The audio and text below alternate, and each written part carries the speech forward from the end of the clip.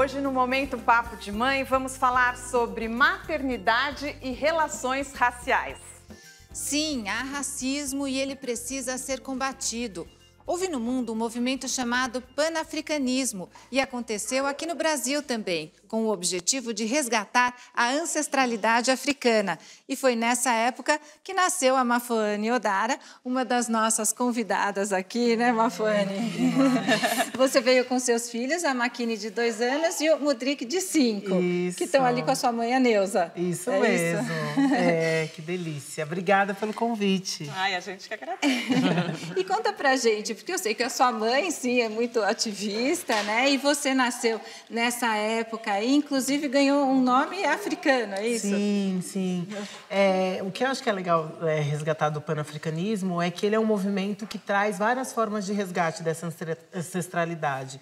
E uma dessas formas é colocar nomes africanos nos filhos. Então, eu sou a primeira geração de ativistas com nomes africanos. E depois da minha geração, várias outras crianças hoje têm nomes africanos. Inclusive, a Clélia também tem uma bebê com um nome africano. Isso é muito importante para a gente saber de onde a gente veio. E essa foi a vontade dos meus pais, que a gente tivesse orgulho de saber de onde a gente veio. A Mafane, inclusive, tem 4 irmãos com nomes africanos. Daqui a pouco vamos fazer um suspense. Você vai dizer o que significa Mafane Odara, porque, como você falou, a gente está aqui com a Clélia também, né, Rô? E o nome é muito bonito, Mafane Odara.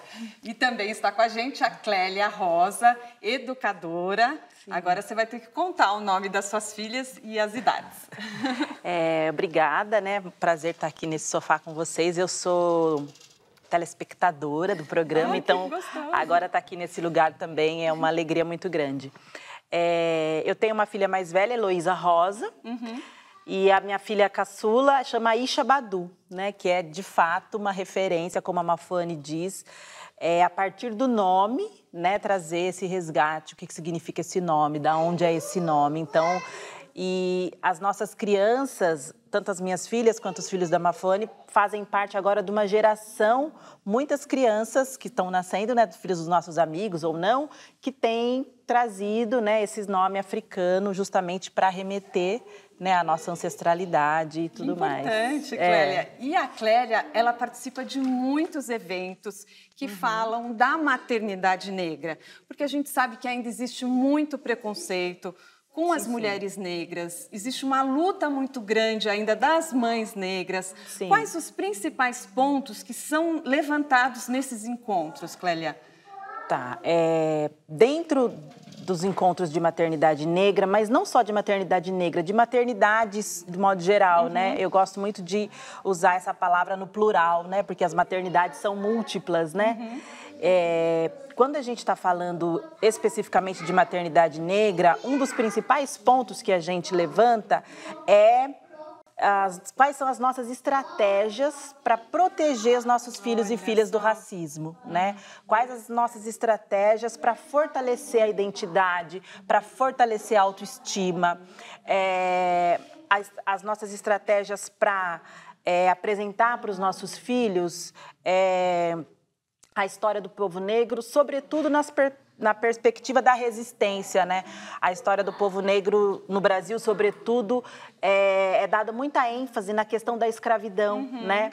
Mas o que a gente trabalha com as nossas crianças é que existe uma história antes da escravidão e depois da escravidão. As escolas deviam tratar disso com todas as crianças, sim, com certeza, né?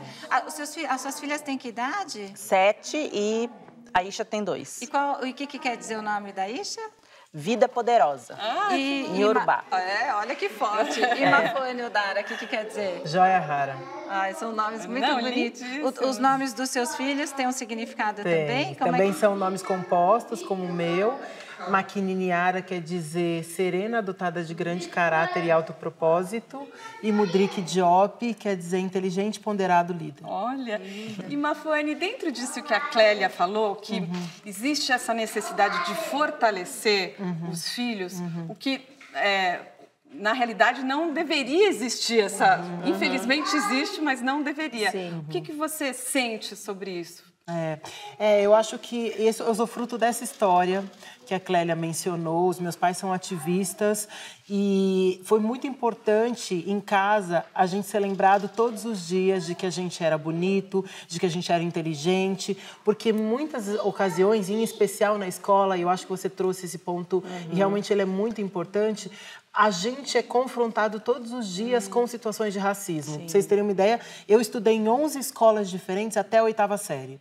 A cada situação de racismo, a minha mãe mudava a gente de escola na tentativa de encontrar um espaço onde a gente não fosse discriminado. Então, o que eu sinto que, de verdade, com os meus filhos, a gente não consegue protegê-los das violências que eles vão passar. Mas o que a gente consegue, talvez, é trazer ferramentas para que eles possam viver essas experiências de outras formas e conseguir fazer o que eu não consegui. E você chegou a ir morar com a sua família na África para resgatar? Qual que era o país de origem da sua família? Não, então, isso a gente não consegue saber exatamente, porque, infelizmente, também, por conta desse processo todo, muito da história africana se perdeu, né? Então, a gente não consegue ter certeza. Pelos relatos orais, a gente consegue imaginar de onde nós viemos. Mas o que aconteceu foi que os meus pais achavam que eles tinham responsabilidade em ajudar a desenvolver os países africanos que foram destruídos pelo processo de colonização. Então, a gente foi morar por 4 anos em Angola. E isso foi muito importante para a construção da minha história, para entender de onde a gente veio e o que a gente tinha que fazer. E lá eu comecei meu processo de alfabetização, então eu tinha uma cadeirinha que eu levava para a escola todos os dias, eu escrevia no colo, a gente sentava assim, em roda, não como a gente senta aqui, um atrás do outro, olhando para as costas do outro, mas olhando em círculo, porque eu acho que é isso que é potente, enfim. Então, isso foi a experiência que eu vivi de começo da minha construção de identidade. Lembrando que em Angola eles falam português também com sotaque diferente, exatamente, né? O português de Portugal. Exatamente. Acho que daqui a pouco a Mafane conta mais, né, Rô, de como foi essa infância. Isso, Mari. E a Clélia pode contar também um pouco da infância dela. O nosso papo continua daqui a pouco. Fique com a gente.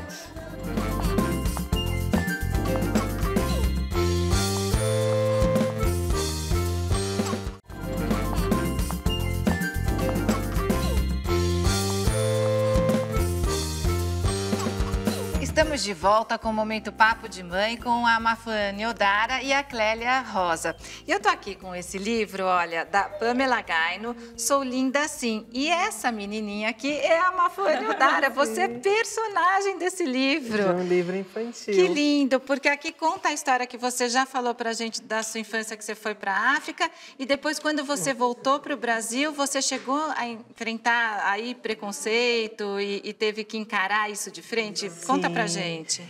Eu acho que tem 2 aspectos importantes quando a gente fala sobre construção da identidade, da autoestima das nossas crianças, que são muito importantes. Tem a ver com o cabelo e tem a ver com a aceitação da cor da pele. Que, infelizmente, muitas das crianças têm vergonha da cor da pele por conta de todas essas questões que a gente está aqui discutindo. E aí, uma das coisas que eu aprendi muito com a minha mãe era de que a gente precisava encontrar formas de lidar com aquilo que nos incomodava. E aí, nesse processo, uma das coisas foi fazer vários penteados no meu cabelo para mostrar que o meu cabelo era bom. Porque muitas vezes com o cabelo crespo se diz que o cabelo crespo é ruim, né? Porque vem da história ruim de pentear.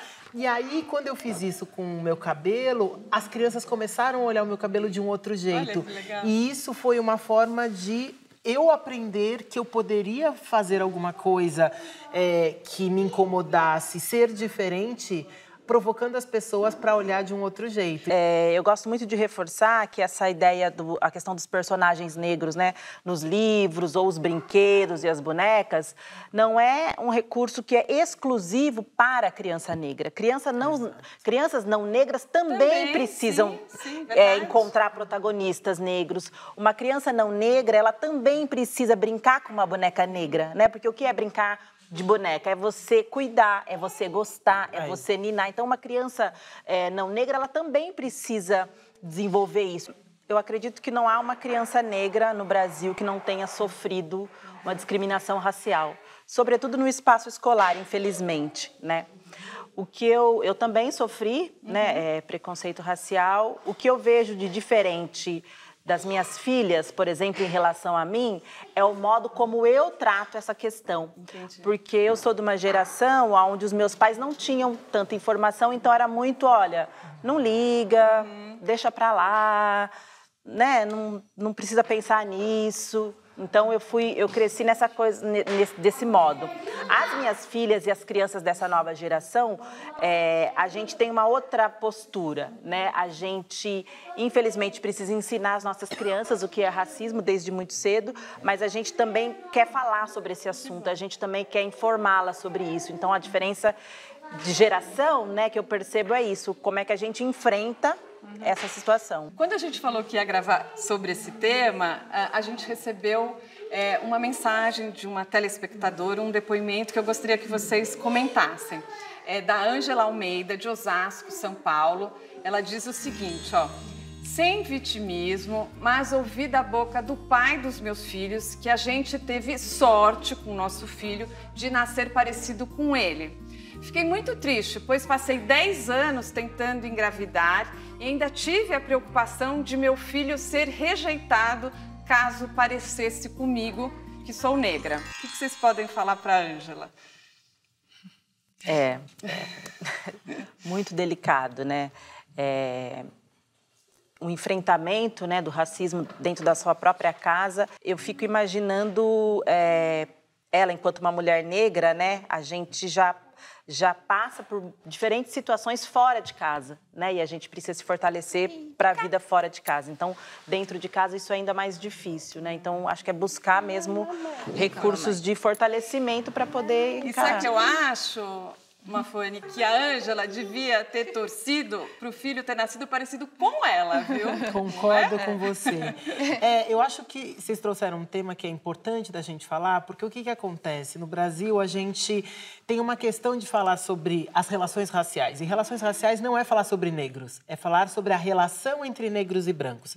E quando você traz uma história como essa, que é de um relacionamento interracial, aparece exatamente o conflito dessa relação, porque fica parecendo que, como eu casei com uma mulher negra, então eu não tenho uma atitudes racistas. E, na verdade, a gente aprende a ser racista sem perceber que a gente está sendo. Muitas vezes, ele nem fez isso por mal, né? Ele quis, de certa forma, proteger o filho dele, dizendo assim, ele vai sofrer menos discriminação que você. Mas, quando ele faz isso, ele não percebe que ele está minando a autoestima da mulher dele e colocando mais carga negativa no fato de ser negro. Então, eu acho que essa conversa precisa acontecer. Ah, nosso tempo terminou. Nossa, que bate-papo pena. tão gostoso, tão importante. Pena mesmo. Clélia, muito obrigada pela sua presença. Tem algum site para deixar, rede social? Eu que agradeço. Eu tenho um projeto, junto com 2 amigas, que chama Luderê Afrolúdico. Né? A proposta do Luderê Afrolúdico é trabalhar as africanidades a partir do brincar, né? Que é a linguagem principal que conecta qualquer criança. Mafone, muito obrigada por dividir as suas histórias com a gente. Obrigada, Roberta. Obrigada pela presença das crianças, da Neuza, super vovó, né? Super vovó. Quantos super netos? Vovó. Quantos 3. netos? 3 netos. 3. A Neuza é tímida, a gente quis conversar com ela, mas ela falou que não gosta de aparecer. Tem site ou rede social para deixar? Tem. @Instituto Avon, acompanhe os nossos projetos. A gente tem feito muitas coisas para pensar como a gente constrói um mundo melhor para todas as mulheres. Parabéns a vocês duas pelos trabalhos. Vocês já estão convidadas para voltar aqui no Obrigada, Papo de Mãe. Fica como dica, então, o livro que conta a história de Mafone Odara, Sou Linda Assim, né?